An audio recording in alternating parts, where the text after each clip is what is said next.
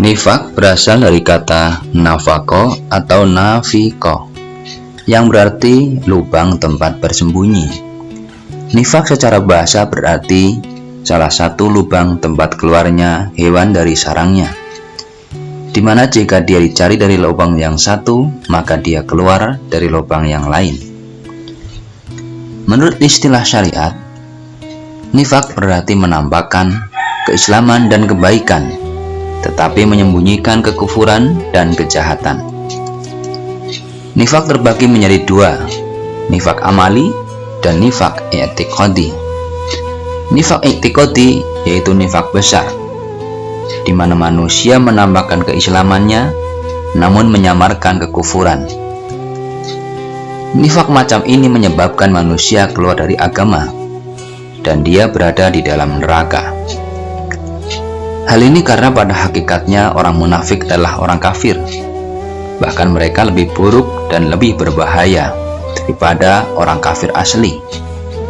Karena selain kekafiran, mereka juga melakukan kebohongan, kedustaan, dan tipu daya kepada kaum muslimin. Nifak amali yaitu melakukan sesuatu yang merupakan perbuatan orang-orang munafik, tetapi masih tetap ada iman di dalam hatinya. Nifak jenis ini tidak mengeluarkan dari agama, tetapi merupakan wasilah kepada kemunafikan yang sesungguhnya. Pelakunya berada dalam iman dan nifak.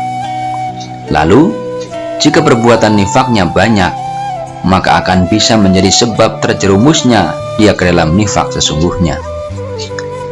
Di antara sifat-sifat orang munafik adalah berbuat kerusakan di muka bumi, membuat was-was, dan selalu manis dalam bertutur kata, menipu dan mencemooh, mengejek dan tidak punya pendirian, malas, riya dalam ibadah, dan lalai berzikir kepada Allah Subhanahu wa Ta'ala.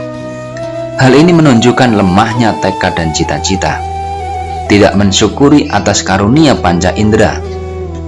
Mereka selalu mengawasi dan mengintai orang-orang beriman dan bersongkongkol untuk menghantam mereka setiap kali ada kesempatan, menghalangi dan menyimpang hukum Allah Subhanahu wa Ta'ala dan Rasul-Nya, dan tidak mau tunduk kepada syariat Islam, membenarkan perbuatannya yang keji ketika terungkap dalam sumpah palsunya.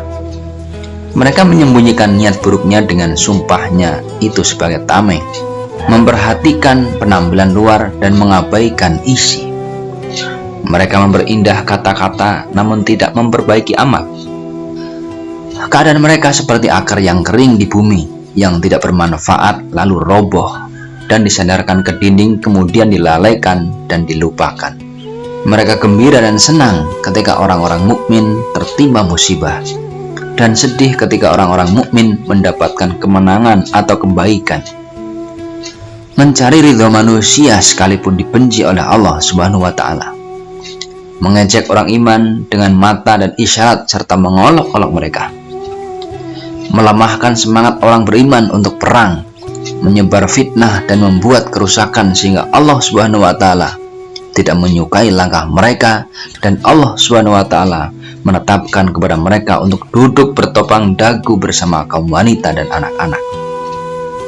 Mengutamakan dunia atas akhirat dan mementingkan kesenangan yang fana daripada kenikmatan abadi.